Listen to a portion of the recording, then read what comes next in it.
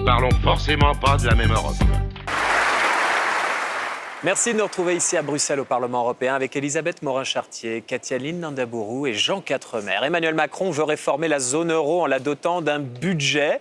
Ça ne plaît pas franchement aux Allemands. En la dotant d'un Parlement et en la dotant d'un ministre européen des Finances. Ce à quoi Mouti Angela Merkel répond: oui, mais pour convaincre mon peuple, il me faut, à moi, la présidence, enfin à moi, à un de mes ressortissants, la présidence de la Banque Centrale Européenne. Et il faut aussi que l'autorité bancaire européenne, qui est actuellement basée à Londres, mais qui devra déménager à cause du Brexit, eh bien, elle s'installe à Francfort.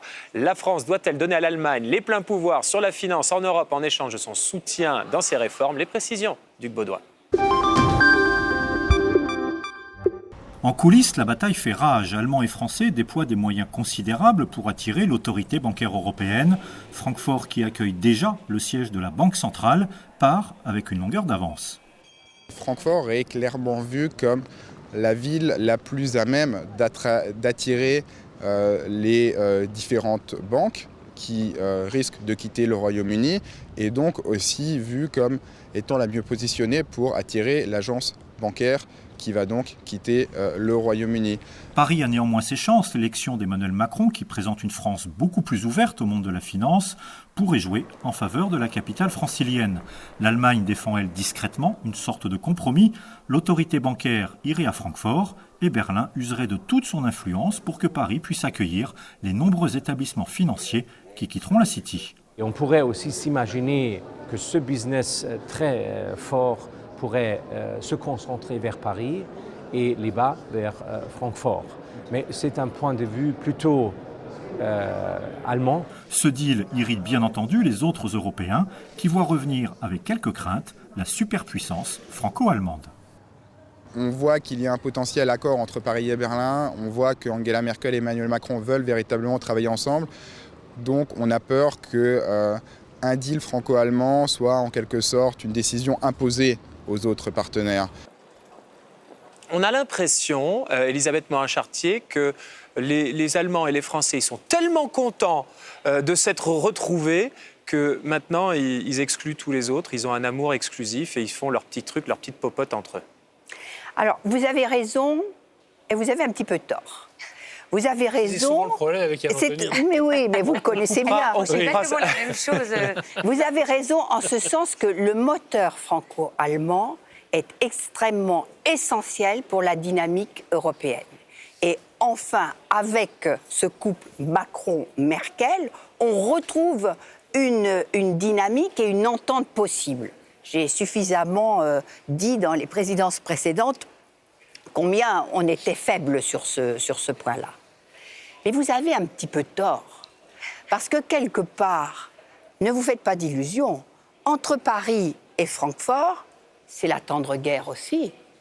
Parce que, bien sûr, que Paris voudrait le maximum aussi d'agences européennes, que la place financière de Paris soit forte. Et je vous rappelle que le ministre de l'économie, Bruno Le Maire, est parti à New York pour défendre aussi notre place forte de Paris.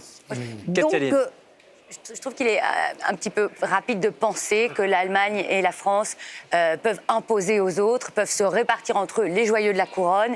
C'est pas possible comme ça. C'est quand même les banquiers qui, in fine, vont choisir dans quelle place financière ils vont aller déposer leurs billes. Et je pense qu'après ce qui s'est passé, après la crise financière, ils ne voudront pas forcément mettre leurs billes dans le même panier. Prenez un exemple très concret. JP Morgan, eh bien, ils ont décidé non pas seulement d'installer une partie de leurs effectifs à Francfort, mais aussi à Dublin et à Amsterdam. Paris n'est pas visé. Donc c'est très important. Il va y avoir une fragmentation du marché et Paris et Berlin n'auront pas le dernier mot sur toutes les opérations qui seront réalisées après le Brexit. Jean. Non, mais il n'y a que la répartition des agences européennes qui est en jeu. On ne peut pas décider qu'une banque ou un établissement financier va aller dans tel endroit ou tel endroit. En l'occurrence, la France a une carte à jouer sur l'Agence européenne du médicament. Ça me paraît évident. Pourquoi ? Parce que la France n'accueille quasiment pas d'institutions européennes d'importance. Elle a le Parlement européen 3 jours par semaine, et encore, du lundi soir au jeudi midi. Elle a par mois, l'agence de surveillance du excusez-moi. marché, quand même, qui est à Paris. Et elle a aussi l'agence ferroviaire à Valenciennes. Et là, c'est vrai qu'il faudrait qu'elle ait une grande agence.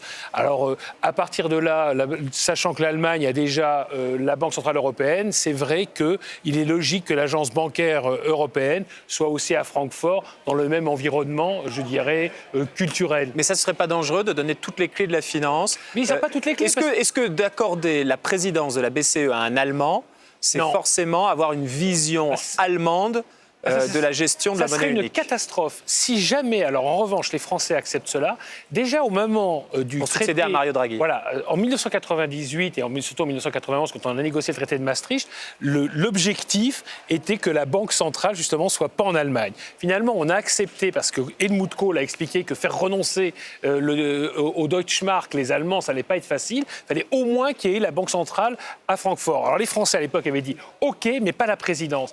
Et regardez toute l'importance du fait que ce ne soit pas un Allemand. On a eu Jean-Claude Trichet qui a habitué doucement les Allemands à une banque qui n'était pas forcément la Bundesbank, et Mario Draghi, là, carrément, se comporte comme la Réserve fédérale. Demain, on a un Allemand, on risquerait de revenir en arrière.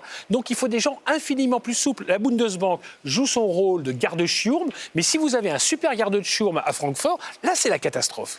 Après la pause, et si les Britanniques ne sortaient pas, finalement, le Brexit aura juste été une grosse crise de nerfs, sans conséquence. À tout de suite. Nous ne parlons forcément pas de la même Europe.